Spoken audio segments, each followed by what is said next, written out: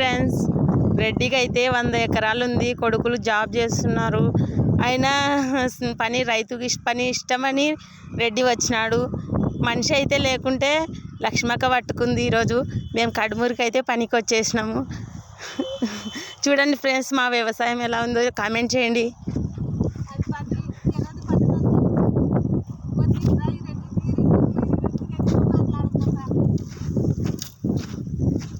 చూడండి ఫ్రెండ్స్, రెడ్డితో మాట్లాడండి. రైతు, పెద్ద రైతు. ఈయన రెడ్డికి ఎన్ని ఎకరాల పొలం ఉంది? 100 ఎకరాలు ఉంది రెడ్డి. కొడుకులు ఎంతమంది రెడ్డి మీకు? అమ్మాయిలు?